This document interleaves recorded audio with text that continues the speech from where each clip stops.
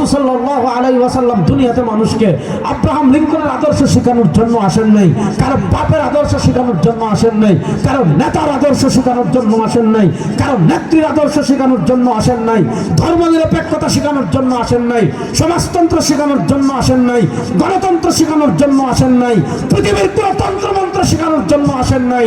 আল্লাহ রাসূল দুনিয়াতে এসেছেন ইসলাম এবং কোরআন প্রতিষ্ঠা করার জন্য, কারো বাপের আইন প্রতিষ্ঠা করার জন্য আসেন নাই।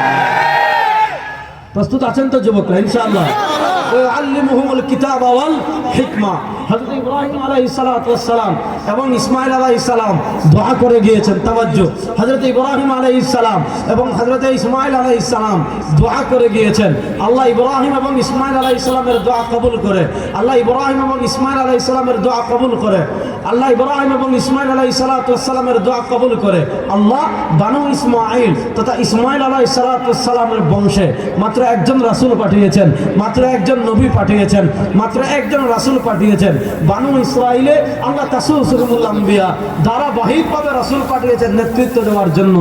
আর বানু ইসমাঈলে আল্লাহ মাত্র একজন রাসূল পাঠিয়েছেন, মাত্র একজন নবী পাঠিয়েছেন। তিনি আমাদের নবী সরওয়ার দু আলম, তাজদার মদিনা, ইমামুল আম্বিয়া, সাইয়্যিদ ওয়ালাদি আদম, জনাব মুহাম্মদুর রাসূলুল্লাহ সাল্লাল্লাহু আলাইহি ওয়াসাল্লাম। রাসূলুল্লাহ সাল্লাল্লাহু আলাইহি ওয়াসাল্লাম শুনেন, বনি ইসরাইলের শেষ নবী ঈসা। বলেন, বনি ইসরাইলের শেষ নবী ঈসা। সবাই বলেন না, বনি ইসরাইলের শেষ নবী ঈসা। আর সারা দুনিয়ার সর্বশেষ নবী আমাদের নবী। এবার বলেন ঈসা। জোরে কোন না, ঈসা। আরে ভাই, আমি সিলেটি, আপনারা সিরাজগঞ্জ। এই এক পাশ আর আরেক পাশ। এদিকে তো আমি মনে হয় না আমি কখনো আসছি এদিকে। একটু জোরে টুরে কইয়েন নতুন মানুষ। বলেন ঈসা। আসমানে জিন্দা। বলেন ঈসা। জোরে কইবেন ঈসা। আসমানে জিন্দা। শুনেন, আল্লাহ তাআলা পবিত্র কোরআনে বলেছেন ইন্নাকা মাইয়িত। দুটো আকীদা বলি, মনোযোগ দিয়ে শুনুন। ইন্নাকা মাইয়িত, নবী আপনি মৃত্যুর স্বাদ আস্বাদনকারী। ওয়া ইন্নাহুম মাইয়িতুন, আপনার পূর্বে যারা আসছে তারাও মৃত্যুর স্বাদ আস্বাদনকারী। ঈসা আলাইহিস সালাম কোনো মৃত্যুর স্বাদ আস্বাদন করেন নাই। শুনেন, অন্যান্য নবীগণ মৃত্যুর স্বাদ আস্বাদন করেছেন ঠিক, অন্যান্য নবীগণ মৃত্যুর স্বাদ আস্বাদন করেছেন ঠিক, কিন্তু আহলুস সুন্নাহ ওয়াল জামাতের আকীদা হলো অন্যান্য নবীগণকে যখন মৃত্যুর স্বাদ আস্বাদন করার পর কবর মুবারকে দাফন করা হয়েছে, আমাদের রাসূল সাল্লাল্লাহু আলাইহি ওয়াসাল্লাম সহ অন্যান্য নবী ঈসা ছাড়া অন্যান্য নবীদেরকে যখন কবর মুবারকে দাফন করা হয়েছে, কবর মুবারকে দাফন করার পর আল্লাহ তাআলা নবীদের কবর মুবারকে তাদের শরীরে তাদের রূহকে ফিরিয়ে দিয়েছে। না সুবহানাল্লাহ, বাড়িতে বলবেন। এজন্য আহলুস সুন্নাহ ওয়াল জামাতের আকীদা হলো নবীগণ কবরে জিন্দা। বলেন নবীগণ কবরে জিন্দা। সবাই বলেন নবীগণ কবরে জিন্দা। বলেন না, নবীগণ কবরে জিন্দা। সবাই বলেন নবীগণ কবরে জিন্দা। কি করছেন? নামাজ পড়ছেন। কি করছেন? ইমাম আবু ইয়ালা আল-মাসিলি, মুসনাদ আবু ইয়ালা আল-মাসিলিতে হাদিস এনেছেন।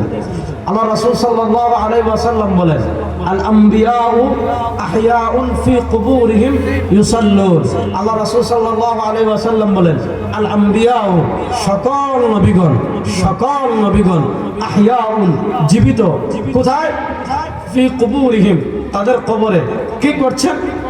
ইউসাল্লুন, সকল নবীগণ কবরে কি করছেন? নামাজ পড়ছেন। রাসূলুল্লাহ সাল্লাল্লাহু আলাইহি ওয়াসাল্লাম মেরাজের মাস রজব মাস চলে।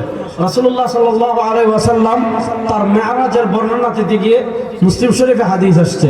আল্লাহ রাসূল সাল্লাল্লাহু আলাইহি ওয়াসাল্লাম বলেন মারারতু লাইলাতান উসরিয়া বি আলা মূসা عند الكسيب الأحمر وهو قائم يصلي في قبره।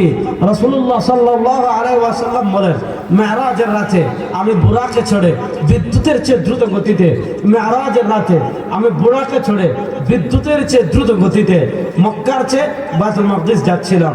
আল্লাহ রাসূল সাল্লাল্লাহু আলাইহি ওয়াসাল্লাম বলেন মক্কা থেকে বাইতুল মাকদিস যাওয়ার পথে আমি রাস্তায় দেখলাম একটা লাল টিলার একটা লাল মাটির টিলা, একটা লাল বালুর টিলা। হযরত মুসা আলাইহিস সালাম বলেন আমি দেখতে পেলাম ওই টিলার নিচে হযরত মুসা আলাইহিস সালামের কবর। তিনি কি করছেন?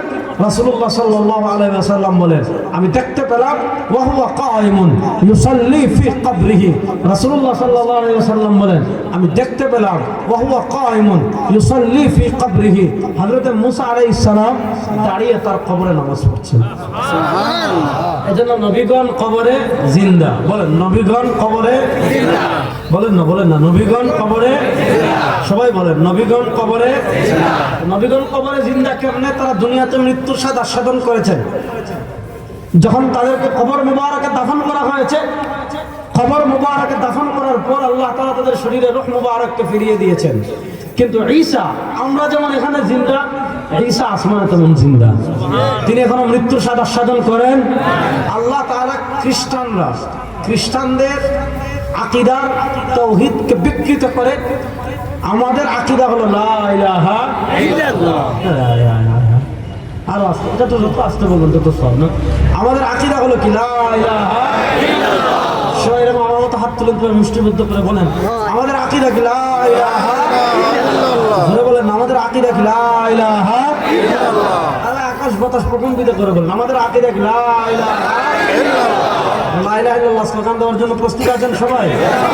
বলেন না লা ইলাহা ইল্লাল্লাহ। লা ইলাহা ইল্লাল্লাহ। তেরা মেরা রিশতা क्या? লা ইলাহা ইল্লাল্লাহ। জুড়ে বলেন না তেরা মেরা রিশতা क्या? লা ইলাহা ইল্লাল্লাহ। তেরা মেরা রিশতা क्या? লা ইলাহা ইল্লাল্লাহ। তেরা মেরা রিশতা क्या? লা ইলাহা ইল্লাল্লাহ। তেরা মেরা রিশতা क्या? লা ইলাহা ইল্লাল্লাহ। আপনারা প্রস্তুতি নেন ইনশাআল্লাহ। বাংলাদেশে আল্লাহু আকবার লা ইলাহা ইল্লাল্লাহ ধ্বনি যত উচ্চ কণ্ঠে উচ্চারিত হবে, ওই ভারত এবং ভারতের দালালদের গায়ে তত জ্বালাপোড়া তৈরি হবে। এজন্য আপনারা প্রস্তুতি নেন। লা ইলাহা ইল্লাল্লাহ ধ্বনি আগামীর বাংলাদেশে শুধু ওয়াজ মাহফিলে থাকবে না, আগামীর বাংলাদেশের ঘর থেকে নিয়ে সংসদ পর্যন্ত কারো পাপের স্লোগান হবে না। আগামীর বাংলাদেশের ঘর থেকে নিয়ে সংসদ পর্যন্ত এক স্লোগান হবে লা ইলাহা ইল্লাল্লাহ। আগামীর বাংলাদেশের ঘর থেকে নিয়ে সংসদ পর্যন্ত এক স্লোগান হবে লা ইলাহা ইল্লাল্লাহ। বলেন না লা ইলাহা ইল্লাল্লাহ। এজন্য আমাদের আকীদা আল্লাহ এক। বলেন আমাদের আকীদা আল্লাহ এক। সবাই সাধারণ তুলে বলেন আমাদের আকীদা আল্লাহ এক। জুড়ে বলেন আমাদের আকীদা আল্লাহ এক। আমরা দুই খোদা মানি, তিন খোদা মানি, চার খোদা মানি, বহু খোদা মানি। আমরা বলি লা ইলাহা ইল্লাল্লাহ। বলেন আমরা বলি লা ইলাহা